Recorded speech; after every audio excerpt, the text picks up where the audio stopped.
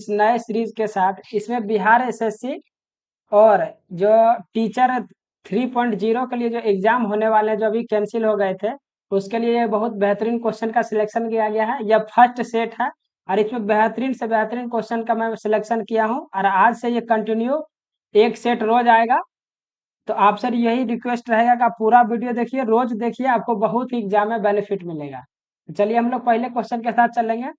तो पहला क्वेश्चन है आपका, दशर कथा पुस्तक किसने लिखी थी?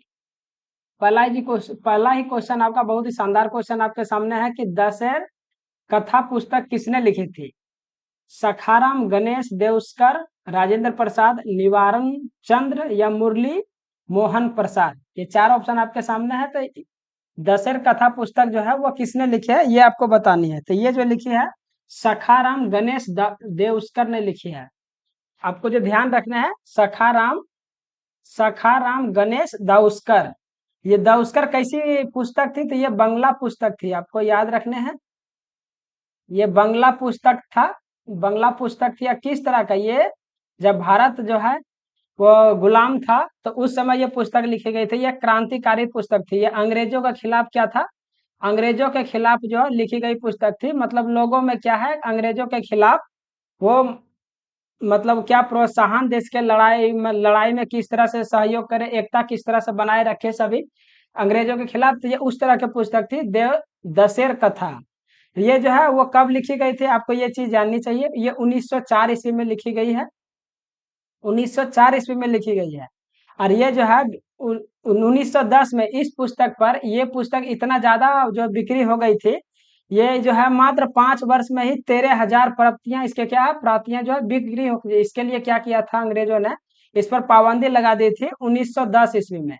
आप ये पूछा भी आपसे जा सकता है कि हिंदी अनुवाद किसने किया था? ये क्योंकि ये जो पुस्तक लिखी थी ये बांग्ला लैंग्वेज में, बंगाली लैंग्वेज में लिखा हुआ था। तो यह जो हिंदी अनुवाद जो किया था, इस जो इसका शीर्षक का नाम था हिंदी अनुवाद में, देश की बात। देश की बात, ये जो शीर्षक था इसका, दशेर का जो शीर्षक था वो क्या था? देश की बात। वो जो हिंदी में लिखी गई थी। और हिंदी में किसने लिखी थी ये पुस्तक? तो बाबू राव विष्णु पराकर, बाबू राव ने लिखी थी। ये जो पुस्तक लिखी थी देश की बात, ये किसने लिखी है? तो बाबू राव। आपको याद रखना है शॉर्टकट नाम कि बाबू राव ने लिखी थी देश की बात। किस पुस्तक को हिंदी अनुवाद किया था? तो दशेर का। और ये 1904 ईस्वी में ये फर्स्ट बार जो किताब को रिलीज किया गया था, इस पुस्तक को, तो 1904 में। 1910 में किया गया था, अंग्रेजों ने इस पर पाबंदी लगा दी थी। तो चलिए हम लोग नेक्स्ट क्वेश्चन की ओर चलेंगे। फिर नेक्स्ट क्वेश्चन आपका, बिहार में सर्च लाइट समाचार पत्र के संपादक कौन थे? कौन सा समाचार पत्र है? तो सर्च लाइट। तो अब्दुल बारी, लंबोदर मुखर्जी, मुरली मोहन प्रसाद या रामाचंद्र चटर्जी। आपको बताना है कि जो है वो सर्च लाइट समाचार पत्र के संपादक कौन थे। तो इसके जो संपादक थे वो मुरली मोहन प्रसाद थे, जो ऑप्शन नंबर सी है। इसने जो है वो सर्च लाइट समाचार पत्र लिखे थे। और ये कैसा ये था? साप्ताहिक। ये था द्विसाप्ताहिक। मतलब जो है वो सप्ताह में 2 बार आता था। द्विसाप्ताहिक का मतलब होता है कि सप्ताह में 2 ही दिन आना, प्रत्येक दिन नहीं आना। जो रोज आता है उसको दैनिक भी बोलते हैं, या तो रोज जो प्रकाशन होता है उसको दैनिक देने बोलते हैं। लेकिन सप्ताह में 2 बार से कैसा ये था? तो द्विसाप्ताहिक था, आपको याद रखनी है। और ये जो समाचार पत्र दैनिक रूप से कब से प्रकाशित होने लगा? तो 1930 ईस्वी में। ये बिहार के लिए बहुत स्पेशल है। 1930 में ये क्या हुआ? दैनिक रूप से प्रकाशित होने लगा। मतलब ये क्या हुआ? प्रतिदिन है इसका प्रकाशन शुरू हो गया था 1930 ईस्वी में। ये जो है 1986 के बाद इस समाचार पत्र को क्या किया? प्रकाशन ने बंद कर दिया। ये बंद कब हो गया था? प्रकाशन ने इसको बंद कर दिया था 1986 ईस्वी में। किसको? तो सर्च लाइट समाचार पत्र को। सर्च लाइट समाचार पत्र, ये किसके बारे में लिखा था? ये ब्रिटिश सरकार के दमन जो कर रहा था उसी के लिए ये लिखा गया था समाचार पत्र को। एक चीज जो बहुत ही भारत में बहुत फेमस है, तो हिंदुस्तान टाइम कब शुरू हुआ था? हिंदुस्तान टाइम्स आपको याद रखने हैं, जो अभी भी चलता है हिंदुस्तान टाइम्स। वो किसने शुरू किया था? तो 1924 ईस्वी में शुरू हुआ था। ये कब हुआ था? 1924 ईस्वी में प्रकाशन शुरू हुआ था हिंदुस्तान टाइम्स, जो बहुत ही इंपॉर्टेंट है आपके लिए। चलिए हम लोग नेक्स्ट क्वेश्चन की ओर चलेंगे। नेक्स्ट क्वेश्चन है, 1931 में बिहार समाजवादी पार्टी का गठन किसने किया? बिहार समाजवादी पार्टी का गठन किसने किया था? कब? तो 1931 में हुआ था, लेकिन किसने किया था? तो ये जो इसका जो राइट आंसर होगा वो किया था फूलन प्रसाद वर्मा। कौन किया था? यहाँ पे भूलन प्रसाद लिखा गया, ये फूलन होगा, इसको थोड़ा करेक्शन कर लीजिए। फूलन प्रसाद वर्मा ने 1931 में बिहार समाजवादी पार्टी का गठन किया था। और जो है 1931 में बिहार में जो गठन किया था, इसके साथ और भी लोग थे। क्या क्या थे? गंगा गंगा जो इसके साथ और भी लोग थे, उनका नाम था, जैसे एक भूलन प्रसाद मुख्य भूमिका में थे, लेकिन इनके साथ जो सहयोगी और थे उनका नाम था गंगा शरण सिन्हा। गंगा शरण सिन्हा जो इनके साथ सहयोगी थे, गंगा शरण सिन्हा, और थे राम वृक्ष बेनीपुरी। इनका तो नाम तो सभी लोग जानते हैं, राम वृक्ष, क्योंकि ये बहुत हिंदी के बहुत बड़े लेखक हैं। राम वृक्ष बेनीपुरी, राम वृक्ष बेनीपुरी इनके सहयोगी थे। जो मुख्य जो भूमिका जो इनका था वो था फूलन प्रसाद वर्मा का, लेकिन इनके जो सहायक में थे, उनके साथ सहयोगी थे गंगा शरण सिन्हा, राम वृक्ष बेनीपुरी। चलिए हम लोग नेक्स्ट क्वेश्चन की ओर चलेंगे। तो नेक्स्ट क्वेश्चन है आपका, भारतीय राष्ट्रीय कांग्रेस के संस्थापक कौन थे? भारतीय राष्ट्रीय कांग्रेस के संस्थापक कौन थे? तो आप जानते हैं, बहुत बार रिपीटेड क्वेश्चन है, एओ ह्यूम। जो भारतीय राष्ट्रीय कांग्रेस के संस्थापक थे वो एओ ह्यूम। लेकिन एक क्वेश्चन बहुत इंटरेस्टिंग है इससे, कि भारतीय राष्ट्रीय कांग्रेस जब स्थापना हुआ था, ये मुख्य नाम नहीं था, इससे पहले इसका नाम क्या था? ये 1984 में ही किसने? तो ऑक्टेवियन ह्यूम ने ही 1984 ईस्वी में एक संगठन का स्थापना किया था, उसका नाम था भारतीय राष्ट्रीय संघ, जो आपसे पूछा जा सकता है। भारतीय राष्ट्रीय संघ नाम था, जो स्थापना एक्टिवियन हुम ने कब किया था? वो हुम ने 1984 में ही किया था। बाद में जो है वो इसी का अगले साल, मतलब 1985 में ही क्या किया था? इसका नाम बदल के क्या कर दिया गया? भारतीय राष्ट्रीय कांग्रेस। भारतीय राष्ट्रीय कांग्रेस, इसका नाम चेंज करके कर दिया गया था।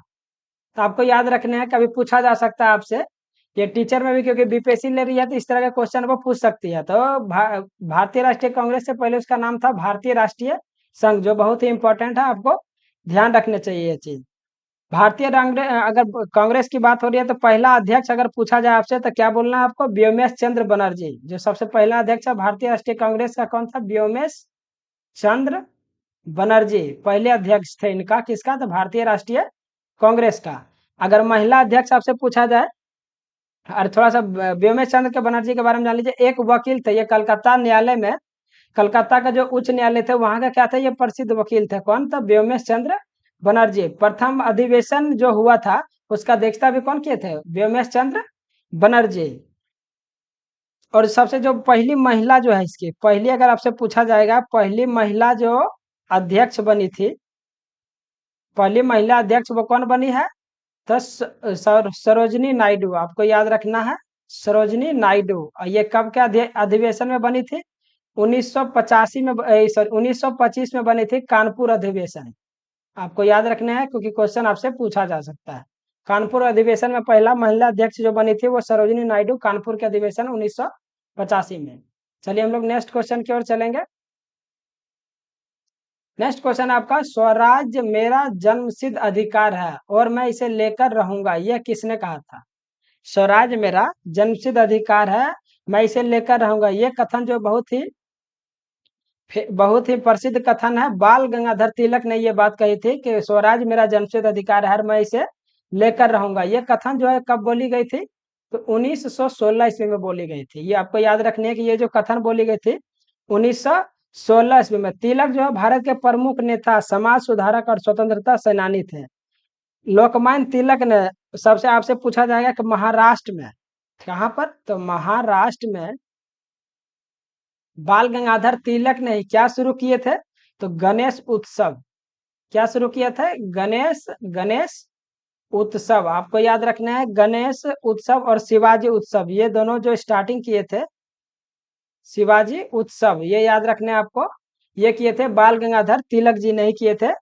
गणेश उत्सव और शिवाजी उत्सव, ये चीज आपको ध्यान रखने चाहिए। चलिए हम लोग नेक्स्ट क्वेश्चन की ओर चलेंगे।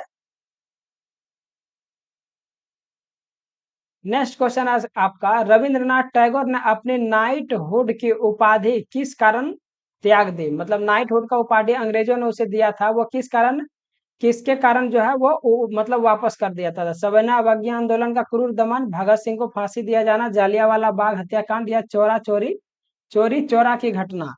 वो कब दे दिए थे तो किसके कारण हुआ था? तो ये जो हुआ था वो जालियांवाला बाग हत्याकांड जो हुआ था, जलियांवाला बाग हत्याकांड जो कांड हुआ था उसमें क्या गया था, वो रविन्द्रनाथ टैगोर ने अपने नाइटहुड के उपाधि क्या किया था, रिटर्न कर दिया था, मतलब वापस अंग्रेजों को दे दिया था।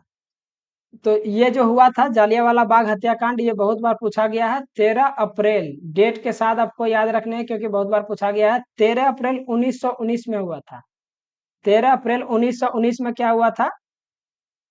13 अप्रैल 1919 में जलियांवाला बाग हत्याकांड के विरोध में नाइटहुड के उपाधि क्या किया था रविन्द्रनाथ टैगोर ने, रिटर्न कर दिया था। किसको? और गांधी जी ने क्या किया था? अंग्रेजों का। जो गांधी जी किए थे, गांधी जी ने कौन सी उपाधि रिटर्न कर दी थी? तो गांधी जी को भी उपाधि दिया गया था केसर ए हिंद। आपसे पूछा जाएगा केसर ए हिंद, गांधी जी को उपाधि दिया गया था। उसने भी क्या किया था? और ये जमुना लाल बजाज को राय बहादुर, ये भी पूछा जा चुका है। जमुना लाल बजाज, इसको कौन सा उपाधि दिया गया था? तो राय बहादुर, राय बहादुर। तो ये आपको याद रखना क्या, गांधी जी ने केसरी हिंद की उपाधि क्या किया था? वापस कर दिया था। और जमनालाल बजाज ने राय बहादुर को उपाधि रिटर्न कर दिए थे। और रविन्द्रनाथ टैगोर ने नाइटहुड की उपाधि क्या किया था? वापस कर दिया था अंग्रेजों को। चलिए हम लोग नेक्स्ट क्वेश्चन की ओर चलेंगे। नेक्स्ट क्वेश्चन है आपका, भारत सेवक समाज की स्थापना किसने की थी? भारत सेवक समाज की स्थापना किसके द्वारा की गई थी? तो आपको याद रखना है गोपाल कृष्ण गोखले। गोपाल कृष्ण गोखले ने जी नहीं, भारत सेवक समाज की स्थापना किसके? इसका जो उद्देश्य था भारत सेवक समाज का, वो नौजवानों को सार्वजनिक जीवन और राष्ट्रवाद के लिए प्रशिक्षित करना था। गोपाल कृष्ण गोखले का बहुत बार पूछा गया कि इनका राजनीतिक गुरु कौन था। पूछा जाएगा कि गोपाल कृष्ण गोखले का राजनीतिक गुरु वो कौन थे? तो आपको याद रखना है महादेव गोविंद रनाडे। महादेव गोविंद, महादेव गोविंद रनाडे, इनका कौन था गुरु? तो राजनीतिक गुरु गोपाल कृष्ण गोखले के महादेव गोविंद रनाडे। गांधी जी का गुरु कौन थे?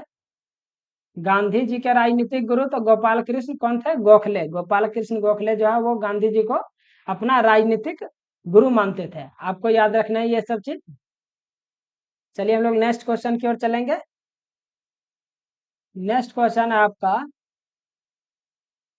काकोरी ट्रेन डकैती कांड में किन क्रांतिकारियों को फांसी की सजा दी गई? मतलब जो काकोरी का ट्रेन डकैती कांड हुआ था, इसमें किन क्रांतिकारियों को फांसी दे दी गई? राम प्रसाद बिस्मिल, अशफा उल्लाह, ये खान नहीं सिर्फ खा होगा, क्योंकि ये सिर्फ अशफा उल्लाह खान नाम था इनका, अशफा उल्लाह खान। तो ये जो इनमें जो दिया गया था फांसी उनको, वो दिया था राम प्रसाद बिस्मिल और Ashfaq Ullah Khan. Option number A ही आपका क्या हो जाएगा? करेक्ट आंसर हो जाएगा। राम प्रसाद बिस्मिल और अशफा उल्लाह खान को क्या किया गया था? काकोरी ट्रेन डकैती कांड में है वो दे दिया था। अब कब हुआ था आपसे ये भी पूछा जाएगा। तो 9 अगस्त, 9 अगस्त 1950 में, सॉरी 1925 में, 9 अगस्त 1925 में ही काकोरी ट्रेन डकैती कांड हुआ था। इसका जो मेन जो आपसे पूछा जाएगा कि ये सिर्फ दो आदमी को, राम प्रसाद बिस्मिल और अशफा उल्लाह खां थे, लेकिन इसमें जो प्रमुख और भी लोग थे जो बहुत बार पूछा गया है, आपको ध्यान रखने के कौन कौन था। देखिए, एक अशफा उल्लाह खां था, एक राम प्रसाद बिस्मिल थे, और कौन था इसमें जो मुख्य था? वो चंद्रशेखर आजाद, वो भी इसमें क्या थे? शामिल थे, चंद्रशेखर आजाद। चंद्रशेखर आजाद, उसके बाद सचिंद्र सनियाल। आपको ये सब चीज भी बहुत, चार ऑप्शन देके पूछा जा सकता है कि इसमें कौन सा शामिल नहीं थे। सचिंद्र सनियाल, सचिंद्र सनियाल, ये सब क्या थे? उनके सदस्य थे। सरफरोशी की तमन्ना जो है वो राम प्रसाद बिस्मिल का बात आ गया तो इनका एक जो बहुत ही फेमस है, सरफरोशी की तमन्ना अब हमारे दिल में है। तो इनका जो सबसे फेमस था सरफरोशी की तमन्ना। सरफरोशी की तमन्ना आपको याद रखने हैं। सरफरोशी की तमन्ना, सरफरोशी की तमन्ना जो है राम प्रसाद बिस्मिल जी का ही क्या है, इनका लाइन है। चलिए हम लोग नेक्स्ट क्वेश्चन की ओर चलेंगे। नेक्स्ट क्वेश्चन है आपका, India for Indians, India for Indians किताब किसने लिखी थी? ये जो बुक है इंडिया फॉर इंडियंस बुक, वह किसने लिखे थे? C R Das, M G Ranade, S N Banerjee, Dayanand Saraswati. तो ये जो पुस्तक लिखी है सी आर दास, किसने ये पुस्तक लिखी है इंडिया फॉर इंडियंस? तो ये सी आर दास ने लिखा था। कब लिखा? ये जो प्रकाशन कब हुआ था? तो 1917 ईस्वी में हुआ था। इनका जो ये इसका जो प्रकाशन हुआ था इंडिया फॉर इंडियन, वो क्या हुआ था? तो 1900। सी आर दास का जो आप समझ रहे हैं ये क्या है? चितरंजन दास। इसका जो पूरा नाम है आपको याद रखने हैं, चितरंजन दास। चितरंजन दास इनका पूरा नाम है, चितरंजन दास, चितरंजन दास। और जो है ये इसने अध्यक्षता भी की थी कांग्रेस के अध्यक्षता 1921 ईस्वी में। 1921 ईस्वी में किसका अध्यक्षता की थी? तो कांग्रेस का अध्यक्षता भी किया था। कौन? तो सी आर दास। कांग्रेस की अध्यक्षता मतलब कब किया था? तो आपको याद रखने, आपसे पूछा जा सकता है 1921 ईस्वी में सी आर दास ने, आपको ध्यान रखने हैं। चलिए हम लोग नेक्स्ट क्वेश्चन की ओर चलेंगे। नेक्स्ट क्वेश्चन है आपका, व्यक्तिगत सत्याग्रह आंदोलन के प्रथम सत्याग्रही कौन थे? व्यक्तिगत सत्याग्रह, ये स्वर रगा लिखा गया, सरोजनी है इनका। ये जो इसको थोड़ा करेक्शन कर लीजिए, सरोजनी नायडू का पूरा नाम है, सरोजनी नायडू। सी राजगोपालाचारी, विनोबा भावे या सुभाष चंद्र बोस? तो किसने शुरू किया था जो है? तो आपको ये जो ध्यान रखने, व्यक्तिगत सत्याग्रह किसने शुरू किया था? तो विनोबा भावे ने। किसने शुरू किया था? तो विनोबा भावे। व्यक्तिगत सत्याग्रह का जो शुरुआत किए थे वो किए थे विनोबा भावे ने। ये कब शुरू किए थे? ये बहुत बार पूछा जा चुका है। तो 1940 ईस्वी में शुरू किया था विनोबा भावे ने। वो क्या है? तो व्यक्तिगत सत्याग्रह क्या था? तो ब्रिटिश सरकार के नीति के प्रति नैतिक विरोध का प्रतीकात्मक क्या था? वो अभिव्यक्ति थी। वो विरोध कर रहे थे वो किसके? तो ब्रिटिश सरकार के नीति के खिलाफ। अब प्रथम सत्याग्रही विनोबा भावे थे। जो इसके प्रथम सत्याग्रही भी कौन थे व्यक्तिगत सत्याग्रह के? ये पूछा जा चुका है। प्रथम सत्याग्रही भी कौन थे? तो विनोबा भावे जी ही थे। कौन थे? तो विनोबा भावे थे। दूसरा सत्याग्रही भी पूछा जा चुका है। तो दूसरा व्यक्ति कौन था? तो जवाहरलाल नेहरू, आपको याद रखना है, जवाहरलाल नेहरू थे। कौन जो दूसरा सत्याग्रही थे कौन थे? वो जवाहरलाल नेहरू थे दूसरा सत्याग्रही। चलिए नेक्स्ट क्वेश्चन की ओर हम लोग चलेंगे। नेक्स्ट क्वेश्चन है आपका, 1939 में बिहार में अंबारी सत्याग्रह का नेतृत्व किसने किया था? कौन सा? तो अंबारी सत्याग्रह का नेतृत्व किसने किया था? आपको ये बताना है। अंबारी सत्याग्रह जो हुआ था 1939 में, वो किसने किया था? तो इसका जो राइट आंसर होगा वो राहुल संकृतायन। जो जो फर्स्ट ऑप्शन आप देख रहे हैं, राहुल संकृतायन। ये क्या थे? पहले जो 1939 में बिहार में अंबारी सत्याग्रह हुआ था उसका वो क्या किए थे? तो उनका मतलब क्या किए थे? नेतृत्व किए थे। कौन? तो राहुल संकृत्यायन, आपको ध्यान रखना है। चलिए नेक्स्ट क्वेश्चन की ओर हम लोग बढ़ेंगे। नेक्स्ट क्वेश्चन है आपका, दो रेलगाड़ियां, मैथ की क्वेश्चन आ गया। दो रेलगाड़ियां जिनमें से प्रत्येक की लंबाई 150 मीटर है और प्रत्येक की गति 90 किलोमीटर प्रति घंटा है, ये है होगा। तो एक दूसरे के विपरीत दिशा में चल रही है। रेलगाड़ियों द्वारा एक दूसरे को पार करने में लिया गया समय, हमसे क्या पूछा जा रहा है? समय पूछा जा रहा है। दो रेलगाड़ी, एक इधर से चल रही है एक इधर से चल रही है, दोनों का जो है वो लंबाई क्या है? वो सेम है, 150 मीटर है। और दोनों चल भी रही है किस गति से? 90 किलोमीटर प्रति घंटा, किलोमीटर पर आवर में चल रही है वो दोनों। तो हमसे क्या पूछ रहा है? समय। तो हम लोग अब जब भी जानते हैं कि जब विपरीत गति होता है तो गति भी जुड़ जाता है, और उसका जो गति भी जुड़ जाता है, और उसका जो लंबाई होती है ट्रेन की वो भी जुड़ जाती है। तो 150 और 150 कितना हो जाएगा? 300 हो जाएगा। 90 90 180 हो जाएगा। लेकिन एक चीज आपको ध्यान रखनी है कि ये मीटर में दिया है और हमसे आंसर किसमें पूछ रहा है, सेकंड में। इसका मतलब है कि ये किलोमीटर नहीं, इसको भी हम लोग क्या लाएंगे, आप ये किलोमीटर प्रति आवर्स में नहीं, इसको 90, इसको भी लाना है मीटर पर सेकंड में। तो मीटर पर सेकंड के लिए हम लोग क्या करते हैं, 5/18 से डिवाइड कर देते हैं। 18 नीचे कर दीजिएगा तो क्या चल जाएगा, ये ऊपर चला जाएगा। अब इसको हम लोग सॉल्व कर देते हैं। ये 0 से 0 कट जाएगा, 18 से 18 कटेगा, और ये 5 6 कितना हो जाएगा, 30। तो जो राइट आंसर आ जाएंगे वो कितना आ जाएगा, 6 सेकेंड इसका राइट आंसर हो जाएगा, जो ऑप्शन नंबर सी में है। चलिए हम लोग नेक्स्ट क्वेश्चन की ओर चलेंगे। नेक्स्ट क्वेश्चन है आपका, दो विद्यार्थी में से 12 एक जैसी कलम बांटने के कितने तरीके होंगे यदि प्रत्येक को कम से कम 2 कलम मिलना आवश्यक है। देखिए इसके लिए आपको क्या है, एक फॉर्मूला है जो जानना पड़ेगा। इसका जो फॉर्मूला आता है, ए आपका union B, A union B बराबर होता है एन इंटू ए, और उसके बाद क्या होगा, n into B minus n into A intersection B. आप अगर ये फॉर्मूला आप जानते हैं तो बहुत इजी से क्या इस तरह का क्वेश्चन को आप सॉल्व कर लेंगे। बस आपको ये फॉर्मूला आपको जानने हैं। तो टोटल, एक सेकेंड, दो विद्यार्थियों को 12 एक जैसी कलम बांटने के कितने तरीके होंगे यदि प्रत्येक कम से कम 2 कलम मिलना आवश्यक है। एक सेकेंड, ये फॉर्मूला नहीं, इसमें दूसरा फॉर्मूला रहेगा, 1 मिनट, इसको मैं थोड़ा चेंज कर देता हूँ। हाँ, तो इसमें क्या करना है, वो दूसरे क्वेश्चन का में इसमें क्या है कि वो आंसर, ये दूसरे तरीका का जो है फॉर्मूला लिखा गया था। मैं बता रहा हूँ कि दो विद्यार्थियों में से 12 कलम एक जैसी है, लेकिन कम से कम 2 कलम जो आदमी के पास बांटेंगे वो कम से कम कितना कलम होना चाहिए, 2 कलम होना चाहिए, और 12 तरीके से बांटना है। तो देखिए अगर एक जो है कम से कम 2 कलम होना चाहिए, तो देखिए कितना तरीका हो सकता है। अगर एक पहला व्यक्ति को 2 कलम दिए तो दूसरा को कितना देना पड़ेगा, 10, क्योंकि टोटल जो है वो संख्या कितनी है, तो 12। एक तरीका ये हो गया।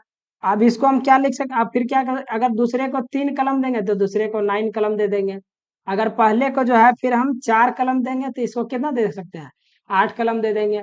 और फिर 4 की जगह इसको 5 कलम देंगे तो इसको कितना देना पड़ेगा, 7 कलम देना पड़ेगा। फिर 6 कलम देंगे तो इसको भी 6 पेन देने पड़ेंगे। तो देखिए फर्स्ट जो है, पहले तो हमको ये जानना है कि पहले 2 देंगे दूसरे को 10 देंगे, पहले अगर दूसरा को, पहले को 3 दूसरे को 9, तो इस तरीका से इतना होगा। लेकिन अब इसी को क्या करें, क्योंकि देखिए ये 6/6, आप 6 को इधर नहीं लिख सकते हैं, इसी को आप सिर्फ क्या करें, रिपीट कर दें। आप 7 इधर दूसरे को 7 दे दिए, पहले को 5 दे दिए। अब इसको 8 दे देंगे, दूसरे को 4 दे देंगे, और यहाँ पे पहले को 9 दे देंगे, दूसरे को 3 दे देंगे। यहाँ पे इसको 10 दे दिए और इसको 2 को दे देंगे। और ये आपका क्या है, तो टोटल जो है ये तरीका हो गया। 6 इधर दीजिए या 6, तो ये तरीका एक ही हो सकता है, क्योंकि 6 रिपीट आप नहीं कर सकते हैं। तो कितना तरीका हो गया, 1 2 3 4 5 6 7 8 1 9। टोटल जो तरीका, कितना तरीका से हम पेन को दे सकते हैं, तो वो टोटल जो संख्या है वो 9 तरीका से दे सकते हैं। तो इस तरह से आपको बहुत पहले समझनी है कि क्या क्वेश्चन बोल रहा है, और कम से कम जो है 2 कलम लिखा था, तो कम से कम मैंने जो है 2 तरीके से क्या क्या है इसको सेट कर दिया हम लोग। चलिए हम लोग नेक्स्ट क्वेश्चन की ओर बढ़ेंगे। तो नेक्स्ट क्वेश्चन है आपका, किसी वृत्त में ए और बी के त्रिज्या का अनुपात 1.5 और 1 के अनुपात में है, तो वृत्त ए और बी का क्षेत्रफल क्या होगा। तो वृत्त का क्षेत्रफल आप जानते हैं क्या होता है, वृत्त का क्षेत्रफल आपको जानना चाहिए क्या होता है वो। तो वृत्त का क्षेत्रफल पाई आर स्क्वायर होता है। क्या होता है, पाई आर स्क्वायर। वृत्त का क्षेत्रफल अब जो होता है वो पाई आर स्क्वायर होता है। तो देखिए हमको ऐसा क्या पूछ रहा है, त्रिज्या पूछ रहा है, पहला और दूसरा का। तो पहला का त्रिज्या हम लोग क्या करते हैं, पहला वृत्त का निकाल लेते हैं। तो पाई आर कितना दिया है, 1.5 का स्क्वायर दिया है। अनुपात में निकालना है तो अनुपात लगा दिए, फिर पाई हो जाएगा, दूसरे का त्रिज्या कितना है, 1, 1 का स्क्वायर कर दिया। अब देखिए यहाँ से पाई क्या हो जाएगा, कट जाएगा। 15 का स्क्वायर कर देंगे, 1.5 का स्क्वायर करेंगे तो ये हो जाएगा 225। लेकिन ये 2 अंक होगा, तो यहाँ पर क्या हो जाएगा, 2.25। अनुपात 1 का स्क्वायर करेंगे तो 1 हो जाएगा। तो 2.25 इंटू अनुपात क्या हो जाएगा आपका 1, जो ऑप्शन नंबर क्या है, सी में दिया हुआ है। तो बस जस्ट यहाँ पे फॉर्मूला को मैंने रखा और इसको सोल्व कर दिया। चलिए हम लोग नेक्स्ट क्वेश्चन की ओर बढ़ेंगे। तो नेक्स्ट क्वेश्चन है, एक नल पानी के किसी टंकी को 3 घंटे में भर सकता है, दूसरा नल उसी टंकी को 4 घंटे में खाली करा देता है। यदि टंकी का 1/3 भरी हो और दोनों नालों को एक साथ खोल दिया जाए तो टंकी को भरने का समय कितना लगेगा। तो देखिए पहला जो टंकी ए बी मान लेते हैं कि ए और बी टंकी, ए यहाँ पर क्या है, दूसरा खाली करने वाला है, तो ए मान लेते हैं भरने वाला प्लस, अब बी खाली करने वाला को माइनस मान लेते हैं हम लोग। तो पहला कितना है 3 घंटे में, दूसरा 4 घंटे में। हम लोग क्या करेंगे कि टोटल काम निकालेंगे। जब इस तरह का रहे, क्षमता निकालिए और टोटल काम निकाल लीजिए, आपका क्वेश्चन तुरंत आएगा। तो 4 3 का क्या करेंगे हम लोग, टोटल काम निकालने के लिए दोनों का एलसीएम लेंगे। 4 3 का एलसीएम कितना होता है, 12 होता है। तो यहाँ पे क्षमता निकालने के लिए 3 से डिवाइड करेंगे 12 के, तो कितना होगा, 3 चौक 12 और 4 तिया 12। इसको माइनस में इसलिए लिखेंगे क्योंकि ये क्या है, निकालने वाला है आपका, ये आपका पानी को निकालने वाला है। तो इसको हम लोग क्या लिख देंगे, माइनस में लिख देंगे। तो देखिए अब हमसे क्या पूछ रहा है कि 1 तिहाई भरा है, तो देखिए टोटल जो है काम वो 12 है। 1 तिहाई चलो हम भर देते हैं, तो 3 चौक 12, मतलब ये 4 आने का मतलब क्या है कि 4 भर चुका है। जो 12 में से 4 भर दिया तो बचा मेरे पास कितना, 8 बचा हुआ है। आप दोनों का एक साथ खोलेंगे तो देखिए ये 4 भरेगा, 3 खाली ये कर देगा। तो कितना रियल में बचेगा, कितना भरेगा, एक ही थी, तो एक से इसको क्या करेंगे, यहाँ पे डिवाइड दे देंगे, जो कि कितना आ गया आंसर मेरा, 8 आवर्स, जो ऑप्शन नंबर आपका बी में। आप समझ गए होंगे। ये बहुत, जब कोई भी क्वेश्चन रहे, टाइम वर्क या टंकी वाला रहे, आप एकदम आंख मूंद के ये वाला तरीका लगाइए, बड़ा से बड़ा क्वेश्चन आप सेकंड में सॉल्व कर देंगे। चलिए हम लोग नेक्स्ट क्वेश्चन की ओर बढ़ेंगे।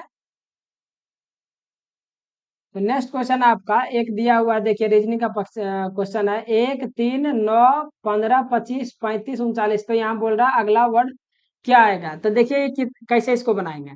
तो 1 और 3 यहाँ पे 2 है यहाँ पे, लेकिन कितना हो जाएगा 6, फिर 6 है यहाँ पर 10 है, तो क्या है कि यहाँ प्लस वाला तो कुछ नहीं लग रहा है। तो एक तरीका इसमें लगा है, जो आप गौर करिए यहाँ पे देखिए, ये आपको क्या लग रहा है, ये स्क्वायर में है ना, 3 का स्क्वायर है, ये 5 का स्क्वायर है, ये 7 का स्क्वायर है। आप एक चीज गौर करिए कि एक चीज तो कॉमन आ रहा है। तो देखते हैं यहाँ पे क्या किया गया है।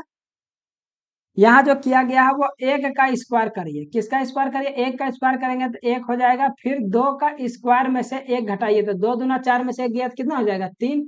और यहाँ पे 3 का स्क्वायर ही करके छोड़ देना है, फिर यहाँ पे वही करना है, 4 का स्क्वायर में से 1 घटा दिया, और ये आपका क्या हो जाएगा, 5 का स्क्वायर हो जाएगा। फिर यहाँ पे क्या किया है, 6 का स्क्वायर में से 1 घटा दिया, और यहाँ पर क्या किया है, 7 का स्क्वायर हो गया। तो देख रहे हैं एक बार वही रहने दे रहा है, दूसरा बार 1 घटा रहा है, फिर वही रह रहा है 3, मतलब ये चल रहा है 1 2 3 4 5 6 7 कंटिन्यू चल रहा है, बट क्या है, हर दूसरे में 1 घटाता है।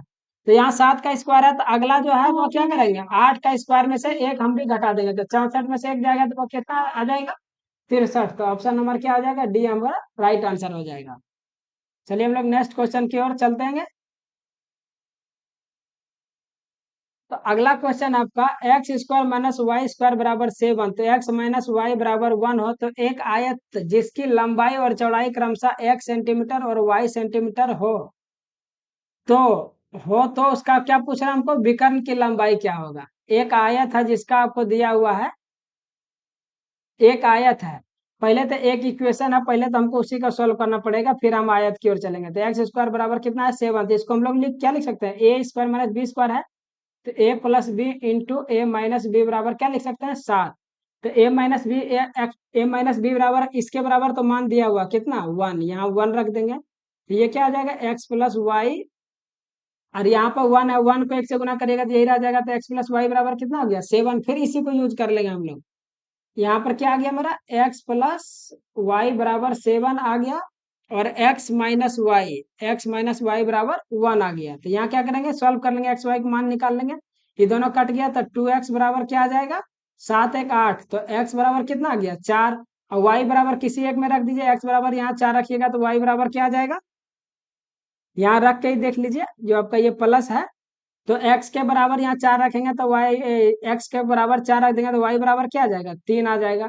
तो एक क्या आ गया, एक आ गया आपका 4, और ये आ गया 3, किसी को मान सकते हैं। तो ये भुजा हमको क्या आ गया, आयत का जो है वो लंबाई और चौड़ाई मिल गया, ये 4 है ये 3 है।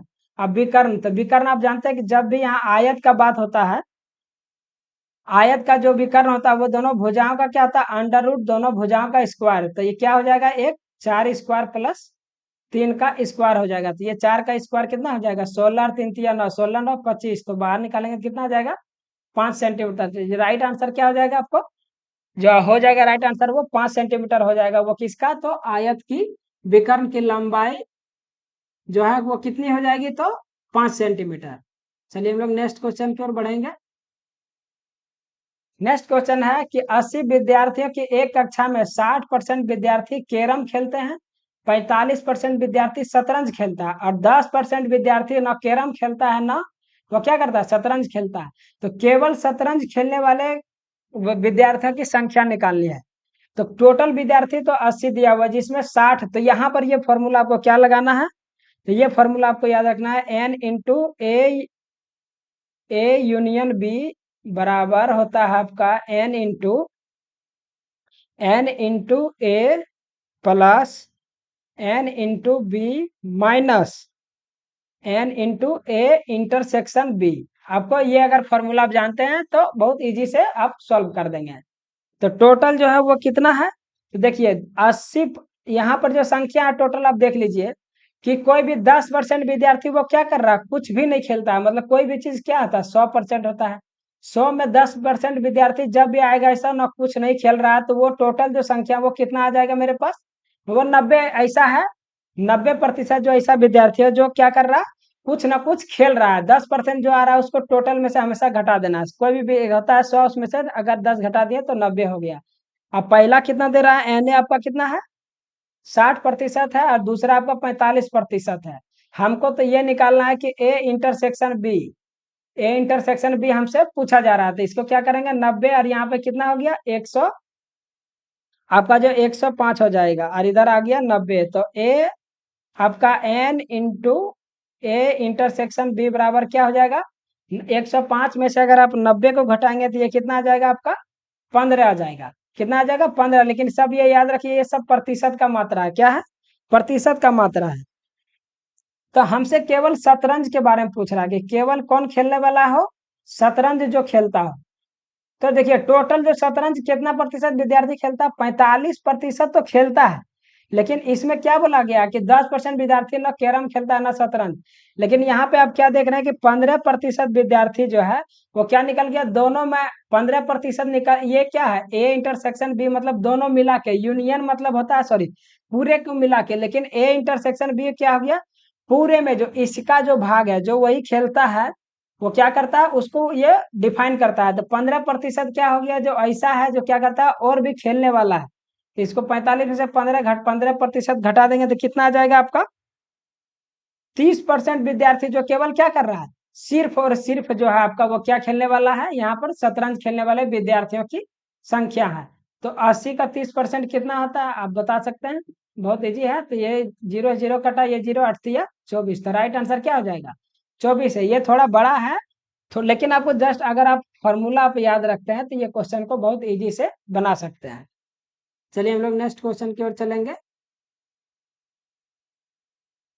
नेक्स्ट क्वेश्चन है आपका x माइनस वाई क्यू बराबर 117/8 है, जहां x माइनस वाई बराबर 3/2, तो x square plus x y plus y square का मान क्या होगा। तो देखिए क्या लिखे, पहले a माइनस बी क्यू, तो हमको यहाँ से दिख रहा है कि a माइनस बी क्यू है। तो इसको हम लोग क्या लिख सकते हैं, a माइनस बी क्यू को सबसे पहले हम लोग सॉल्व कर देंगे। तो इसका जो फॉर्मूला होता है वो a माइनस बी होता है। तो यहाँ पर क्या हो जाएगा y इंटू जो क्या होता है x square plus A B में क्या है एक्स वाई है, सॉरी एक्स वाई है, प्लस क्या होता है बी स्क्वायर की जगह क्या आ जाएगा वाई का स्क्वायर, बराबर हमको कितना दिया है 117/8 दिया हुआ है। तो अब यहाँ देख रहे हैं कि x माइनस वाई बराबर भी मान हमको दिया, कितना दिया हुआ 3/2 है। और यह क्या आ जाएगा x square plus x y plus y square बराबर 117/8। ये अगर देखिए अगर इतना बराबर ये क्या आ जाएगा नीचे चला जाएगा, ये हमेशा क्या होगा नीचे चला जाएगा। तो यहाँ पे क्या आ जाएगा 3 आ जाएगा और ऊपर आपका क्या चला जाएगा 2 चला जाएगा। तो इसको सॉल्व करिए आप, तो ये क्या हो जाएगा 3 तिया 9 और 2 3 नमा 27, 39 आ गया, ये 2 चौक 8। तो यहाँ पे कितना आ गया 39/4, कितना बराबर, तो ये आ गया आपका x square plus x y plus y square, ये बराबर क्या आ गया 39/4 आ गया। जो कि हमसे यही तो पूछा जा रहा था, x square plus x y plus y square बराबर क्या आ जाएगा 39/4। तो इस तरह के भी क्वेश्चन क्या है बहुत बार पूछे जाते हैं। जब आपको सिर्फ और सिर्फ फॉर्मूला याद रखने हैं, जो क्वेश्चन बोल रहा है उस पर रख दीजिए, आपका आंसर क्या आ जाएगा 10 से 20 सेकंड में आपका आंसर आ जाएगा। चलिए हम लोग नेक्स्ट क्वेश्चन की ओर चलेंगे।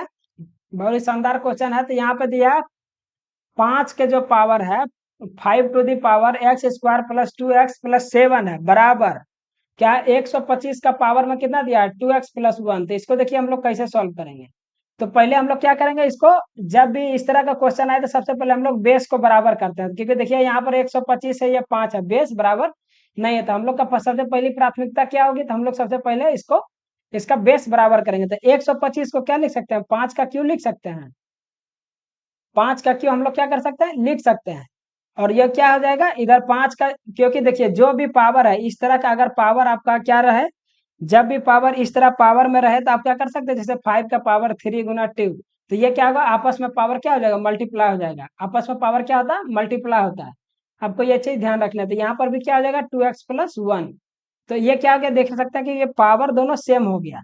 अब इसको क्या करेंगे, ये तो अभी 5 का रहने देते हैं, जो लिख देते हैं इसको x² + 2x+7 बराबर यहाँ पर 5 का अब पावर में क्या आ जाएगा 3, इससे गुना कर दिए, 3 दूना 6 और ये आ जाएगा 6। तो दोनों का पावर सेम होता है, उस स्थिति में क्या हो जाता है कि जो आपका सॉरी जब दोनों का बेस समान हो तो उस समय पावर दोनों का इक्वल हो जाता है। तो यहाँ पर x² + 2x+7 बराबर क्या आ जाएगा 6x+6। जब भी बेस समान हो तो उसका पावर इक्वल हो जाता है। अब इसको हम लोग क्या करेंगे, सॉल्व करेंगे। तो इसको क्या करते हैं, सॉल्व करने के लिए हम लोग यहाँ पे 2x है इधर ले आते हैं, सबको एक साथ सेट करते हैं। तो यहाँ पर -6x हो जाएगा और ये आपका +7 है, इधर आएगा तो -6 बराबर, इधर कुछ नहीं तो क्या होगा 0। इसको एक लाइन और लिख लीजिए, x² यहाँ पर क्या आ जाएगा यहाँ पे क्या आएगा माइनस, क्योंकि 6x में से 2x घटाएंगे तो क्या हो जाएगा -4x। और यहाँ पे क्या आ जाएगा +1, क्योंकि 7 में से 6 जाएगा तो +1 हो जाएगा। अब हम लोग क्या करेंगे, इसको ड्राइव कर देंगे। अगर इसको हम लोग क्या करेंगे, इस इक्वेशन को हम लोग सॉल्व करेंगे। तो इसके सॉल्व करने के लिए क्या करेंगे, x² यहाँ पर 4x और +1 है, तो क्या लिख सकते हैं, देखिए गुना करने पर क्या हो, यहाँ पर इस तरह से एक आना चाहिए गुना करने पर। सॉरी देखिए एक चीज यहाँ पे मिस्टेक कर रहे हैं, जब 3 को इससे गुना करेंगे तो 3 दूना 6x और ये पर क्या होगा +1 होगा, जो कि यहाँ पे क्या हो गया मैंने 6 लिख दिया। ये थोड़ा रॉन्ग हो गया, इसको मैं करेक्शन करता हूँ थोड़ा सा, इसीलिए इसका जो है वो इक्वेशन सॉल्व नहीं, रॉन्ग इक्वेशन आ गया था। चलिए इसको फिर से थोड़ा मिटा के मैं इसको सॉल्व कर देता हूँ। तो ये क्या आ जाएगा आपका 1 आएगा। अब 3 को अगर 1 से गुना करेंगे तो ये कितना आ जाएगा 3 आ जाएगा। 3 को 1 से करेंगे तो 3 आ जाएगा। अब यहाँ पे हम लोग क्या करेंगे, सॉल्व करेंगे। x² + 2x+7 बराबर क्या आ जाएगा 6x+3। अब क्या इसको क्या करेंगे 6x को इधर ले आएंगे, तो x² और 6x माइनस में आएगा, ये 4x तो क्या हो जाएगा -4x। और ये आपका क्या आ जाएगा यहाँ पर, देखिए ये +3 इधर आए, सॉरी -3 आएगा, 7 में से -3 जाएगा तो ये आपका 4 हो जाएगा। एक चीज और गौर कर सकते हैं, इसको तोड़ने से पहले एक चीज और गौर करिए कि ये देखिए a-b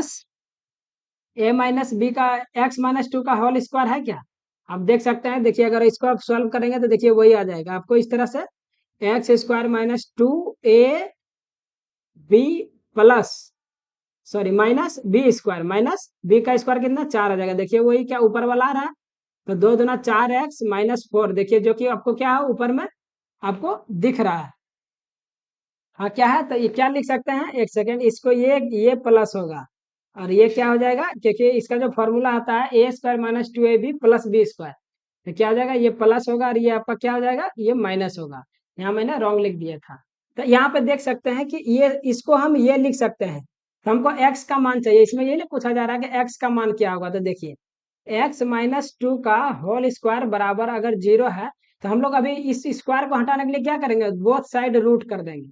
रूट कर देंगे तो क्या हो जाएगा, √0 का तो 0 ही होता है, इसका अगर रूट करेंगे तो स्क्वायर तो गायब हो जाएगा। तो x-2 बराबर 0, तो x बराबर यहाँ पर क्या आ जाएगा 2 आ जाएगा। तो राइट आंसर x का मान क्या हो जाएगा 2 आएगा।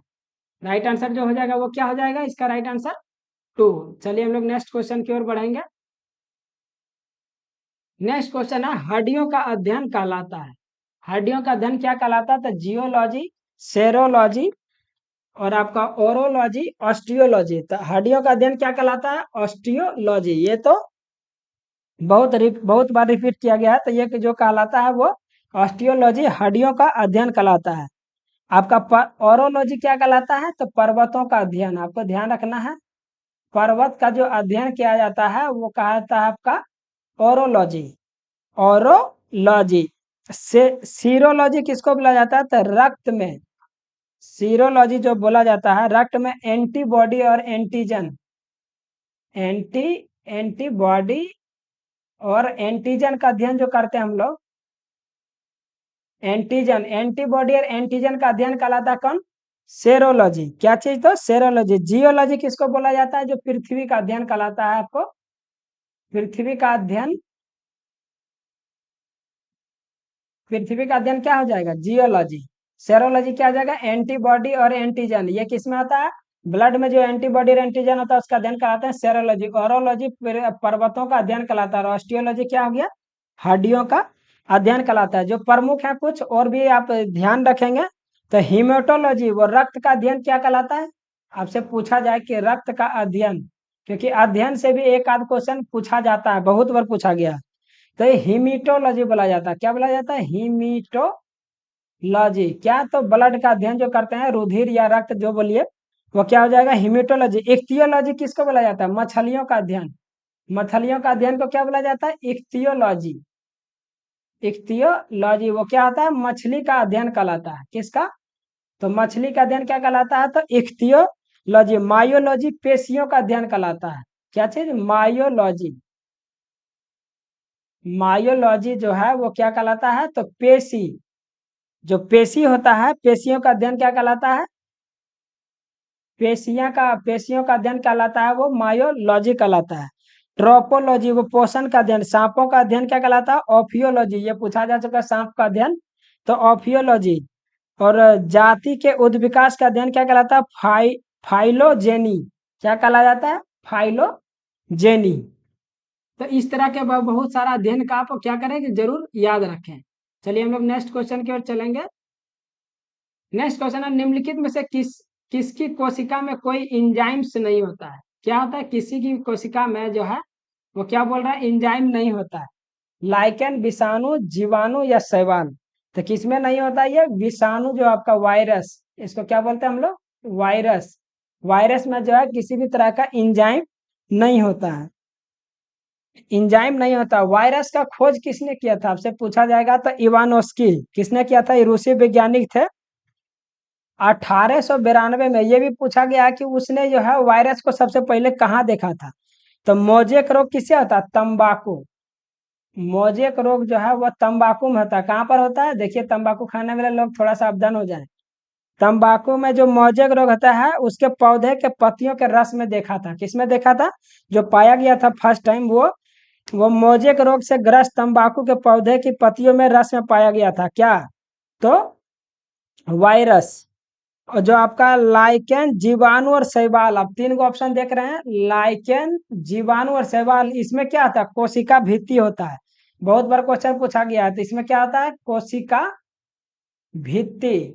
आपको ध्यान रखना है, कोशिका भित्ति इसमें होता है। किसमें? तो आपका लाइकेन, जीवाणु और शैवाल। जबकि आपका जो है विषाणु में क्या होता है? कोई कोशिका भित्ति नहीं होता। इसमें कोशिका भित्ति क्या होता है? नहीं होता है। कोशिका भित्ति जो है वो क्या होता है? इसमें नहीं होता है। लेकिन आपका जीवाणु, शैवाल और लाइकेन में कोशिका भित्ति होती है। विषाणु की कोशिका भित्ति में इंजाइम से नहीं होता है, क्योंकि यहाँ भी क्वेश्चन में भी दिया हुआ है कि इसमें क्या होता है? इंजाइम नहीं होता है। अब कुछ जो है इंपॉर्टेंट जो बताते हैं, चेचक, जो चेचक का टीका का खोज किसने किया था? तो एडवर्ड जेनर। एडवर्ड जेनर ने क्या किया था खोज? तो Edward Jenner, Edward Edward Jenner ने किसका खोज किया था? तो चेचक का टीका। और आपका रेबीज का टीका किसने किया था? Lewis pasture. किसने खोज किया था? तो लुई पास्चर ने खोज किया था। किसका? तो चेचक, सॉरी, ये रेबीज का टीका, जो कुत्ते के काटने, रेबीज किससे की बीमारी होती है? तो कुत्ते के काटने से होती है। पोलियो का टीका को किसने किया था? Johnny Salk. साल्क ने किसका खोज किया था? तो पोलियो का टीका। आपको जो इंपॉर्टेंट है इस तरह के आपको याद रखने हैं। चलिए हम लोग नेक्स्ट क्वेश्चन की ओर चलेंगे। तो आपका अगला क्वेश्चन है, मनुष्य के शरीर में किस अंग में लिम्फोसाइट का निर्माण होता है? लिम्फोसाइट का निर्माण होता है। यकृत, अस्थि मज्जा, अग्नाशय या तिल्ली। तो किसमें होता है लिम्फोसाइट का निर्माण? तो आपको ध्यान रखना है, जो हम लोग का अस्थि मज्जा होता है उसी में लिम्फोसाइट का निर्माण होता है। लिम्फोसाइट का निर्माण अस्थि मज्जा के स्टेम सेल में होता है। कहाँ पे होता है ये भी पूछा जाएगा। तो स्टेम जो सेल होती है अस्थि मज्जा में, वहीं पे लिम्फोसाइट का निर्माण होता है। लिम्फोसाइट श्वेत रुधिर कणिकाएं होती है। जो लिम्फोसाइट वो क्या होता है, जो आपका व्हाइट ब्लड सेल है उसी को लिम्फोसाइट होता है, उसी को हम लोग बोलते हैं श्वेत रक्त। श्वेत रक्त वही में से क्या होता है, लिम्फोसाइट का। जो शरीर में क्या करता है, प्रतिरक्षा और बीमारी से जो लड़ता है वो कौन है, लिम्फोसाइट। कोई भी रक्त का जो है, अगर आपका मतलब लाल ब्लड सेल भी पूछे तो उसका भी उत्पादन कहाँ पे होगा, रक्त का। अगर जनरली रक्त का भी पूछा जाए तो आपको कहाँ आंसर करना है, तो उसका जो उत्पाद जो बनता है वो शरीर में अस्थि मज्जा में ही बनता है। और लाल रक्त कणिकाएं पूरे शरीर में ऑक्सीजन का क्या करता है, संवहन करता है और आपका कार्बन डाइऑक्साइड को बाहर निकलता है। प्लेटलेट जो है रक्त के जब स्राव होता है, कभी कट जाने से तो क्या आता है, रक्त अगर बहना शुरू हो जाता है तो कौन उसको रोकने में मदद करता है, थक्का बनाता है। तो प्लेटलेट्स आपको ध्यान रखने हैं। प्लेटलेट्स प्लेटलेट्स जो वो क्या करता है, रक्त को थक्का जमाने में बहुत बड़ी भूमिका है। किसका, तो प्लेटलेट्स का, आपको ध्यान रखना है। जो आरबीसी की संख्या होती है वो क्या होती है, आरबीसी रेड ब्लड सेल, और एक होता है WBC व्हाइट ब्लड सेल। इसकी संख्या हमेशा क्या होगा, व्हाइट रेड ब्लड सेल का संख्या क्या होता है, हमेशा ज्यादा होता है। इसका जीवन काल कितना होता है, 120 दिन है। इसका 2 से 4 दिन होता है व्हाइट ब्लड सेल का। और जो है अब से बहुत ही इंपॉर्टेंट क्वेश्चन एक बताता हूँ, पूछा जाए कि व्हाइट ब्लड सेल की संख्या कैसे मापते हैं, किससे निर्धारण करता है कि इसकी संख्या कितनी है व्हाइट रेड ब्लड सेल की। तो जो निर्धारण करने वाला जो आपका इंस्ट्रूमेंट है वो हीमोसाइटोमीटर से करते हैं। हीमोसाइटोमीटर, आपको ध्यान रखना है, ये बहुत ही इंपॉर्टेंट क्वेश्चन है कि आरबीसी आरबीसी की संख्या का निर्धारण किसे किया जाता है, तो हीमोसाइटोमीटर से। हीमोसाइटोमीटर, अगर आरबीसी की संख्या कम हो जाएगा, अगर इसकी संख्या कम होगा तो कौन सा रोग हो जाएगा, वो रोग हो जाएगा हमको, तो एनीमिया हो जाएगा। एनीमिया, एनीमिया हो जाएगा। अगर ज्यादा हो गया आरबीसी तो क्या हो जाएगा हमको, पोलेथीमिया हो जाएगा। ज्यादा भी नहीं होना चाहिए, क्या होना, अगर ये कम या ज्यादा कुछ भी नहीं होना चाहिए तो इसे क्या हो जाएगा, पोलेथेमिया। आपको ध्यान रखना है, ज्यादा हो गया तो पोलेथेमिया, कम हो गया तो एनीमिया।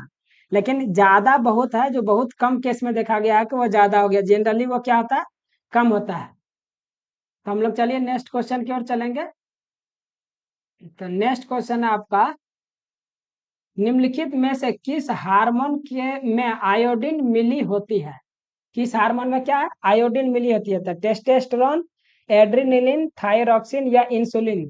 तो जो वो आयोडीन किस में मिलता है, तो थायरॉक्सिन, जो हमारे गले में पाया जाता है थायरॉक्सिन, उसमें क्या मिलता है हमारा, आयोडीन मिला रहता है। क्योंकि आयोडीन की कमी से ही क्या होता है, गलकंड रोग होता है, जो गला फूल जाता है वो क्या होता है, गलकंड, मतलब उसको थायराइड भी बोलते हैं।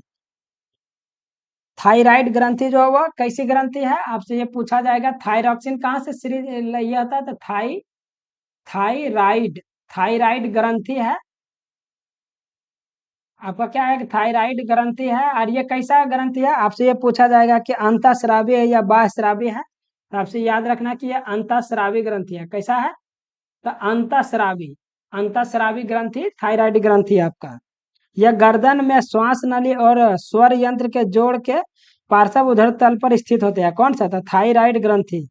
यह गुलाबी रंग की एवं एच आकार की द्विपाली ग्रंथि के ये होता है। ये कैसा होता है, गुलाबी रंग का। ये कौन सा, तो थायरॉक्सिन जो हार्मोन है, ये कैसा होता है, तो ये भी क्वेश्चन पूछा जा सकता है। तो ये गुलाबी कलर का होता है। कैसा होता है, गुलाबी रंग का होता है आपका थायरॉक्सिन हार्मोन। चलिए हम लोग नेक्स्ट क्वेश्चन की ओर चलेंगे। तो नेक्स्ट क्वेश्चन है आपका, नेक्स्ट जो क्वेश्चन है आपका, एड्स किसके कारण होता है। एड्स जो बीमारी होती है वो क्या होता है, AIDS, जो पूरा नाम है उसका क्या होता है, AIDS, एड्स। एड्स वो किसके कारण होता है, तो आपको इसका जो फुल फॉर्म होता है AIDS का, एक्वायर्ड इम्यूनो। आप बहुत बार पूछा जा चुका है कि एक्वायर्ड इम्यूनो, इम्यून जो सिस्टम होता है उसी को इम्यूनो, वहीं से वर्ड ये आया है, acquired immuno deficiency, deficiency, deficiency, acquired immunodeficiency syndrome, acquired immunodeficiency syndrome. इसका जो फुल फॉर्म है, एड्स का बहुत बार पूछा गया था, acquired immunodeficiency syndrome. AIDS किसके कारण होता था? ये जो होता है किसके कारण होता है? विषाणु के कारण होता है। आपको ध्यान रखने जो क्या होता है, विषाणु, एक उसमें वायरस होता है जिसका नाम है HIV। जो वायरस का नाम है क्या है? HIV। इसको ह्यूमन इम्यूनो डिफिशियंसी वायरस बोला जाता है। ह्यूमन मतलब मानव में, जो आदमी में होता है, ह्यूमन इम्यूनो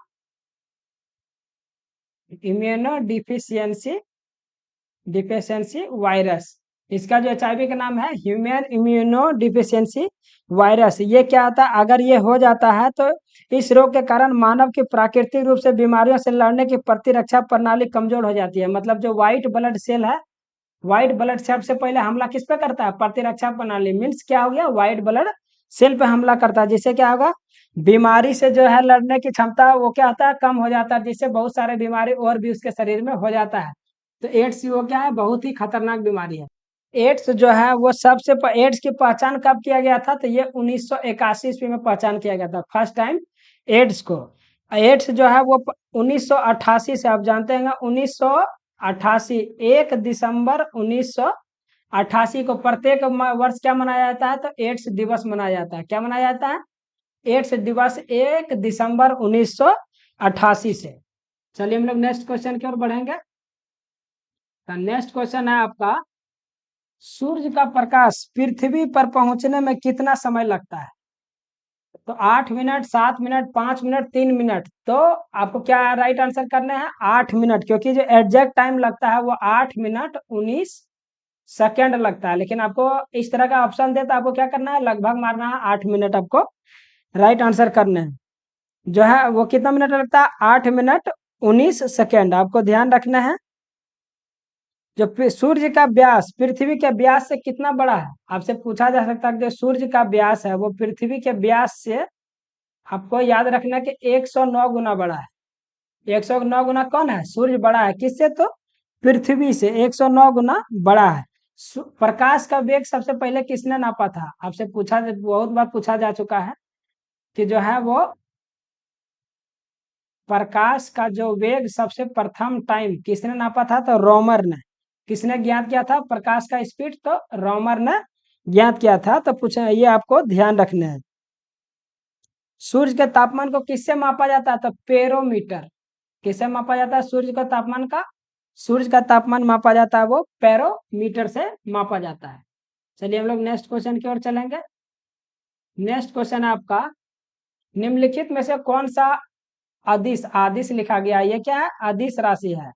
अदिश राशि है। बल, दाब, वेग, त्वरण। तो देखिए सबसे दो चीज होता है जो आपको, अगर आप ये समझ गए कि सदिश और अदिश क्या होता है, तो ये आंसर आप खुद दे दीजिएगा। सदिश, अदिश, सदिश राशि इसमें बोलता है जिसमें क्या हो? परिणाम, परिमाण भी हो।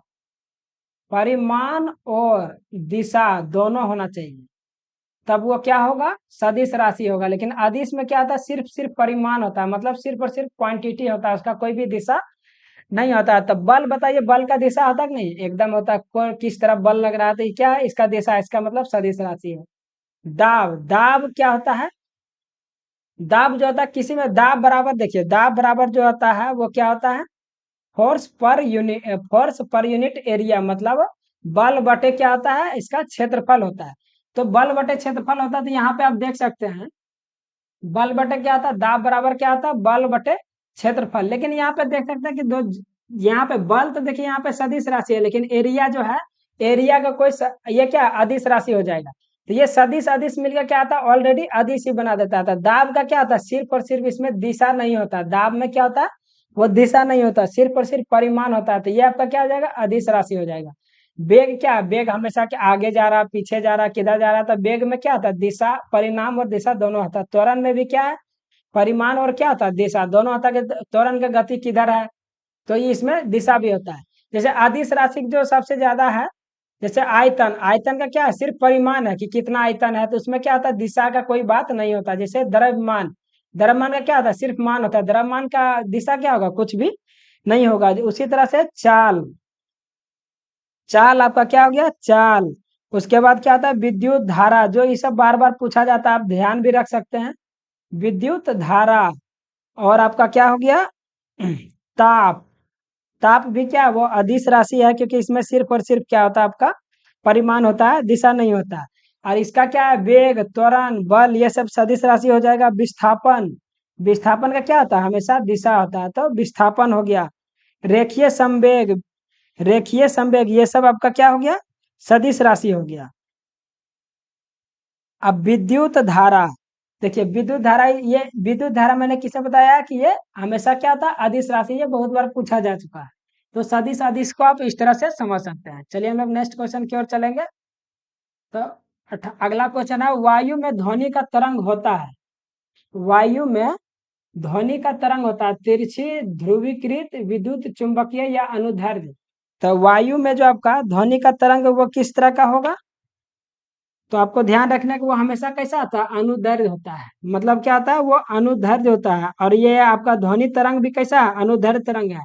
जो बहुत बार मैं बता चुका हूँ कि जो तरंग क्या होता है तीन तरह का होता है। एक श्रव्य तरंग होता है जो कितना से कितना होता है 20 हर्ट्ज से 20 20 हर्ट्ज से कितना होता है 20,000 हर्ट्ज। 20,000 क्या हो जाएगा 20,000, ये 2,000 हो गया, ये 20,000 हर्ट्ज। ये क्या हो गया जो हम लोग सुन सकते हैं। एक अवश्रव्य होता है जो हम लोग नहीं सुन सकते हैं। ये क्या हो गया 20 हर्ट्ज से भी क्या होता है नीचे, उसको अवश्रव्य बोलते हैं। एक होता है पराश्रव्य, एक क्या होता है पराश्रव्य। इसको 20,000 हर्ट्ज से क्या होता है वो ज्यादा होता है। ये क्या होता है पराश्रव्य तरंग है जो हम लोग इसको नहीं सुन सकते हैं। तो आपको ध्यान रखना है। और ध्वनि का जो मुख्यतः बहुत बार पूछा गया ध्वनि की बात हो रही है, तो ध्वनि जो है मुख्यतः किस पर डिपेंड करता है, तो ध्वनि में क्या होता है तीव्रता, तीव्रता होता है, तारत्व होता है जिसको हम लोग पिच बोलते हैं, तारत्व होता है।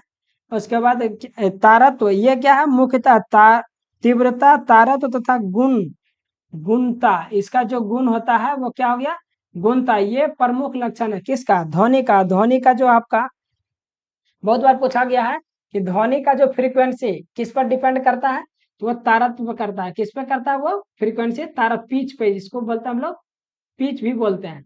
तो पिच पे पूरा क्या करता है डिपेंड करता है ध्वनि का कि क्या चीज, तो ध्वनि का आपका फ्रीक्वेंसी जिसको आवृत्ति बोला जाता है। चलिए हम लोग नेक्स्ट क्वेश्चन की ओर चलेंगे। तो अगला क्वेश्चन आपका 50 डिग्री सेल्सियस का मान फ़ारेनहाइट में क्या होगा।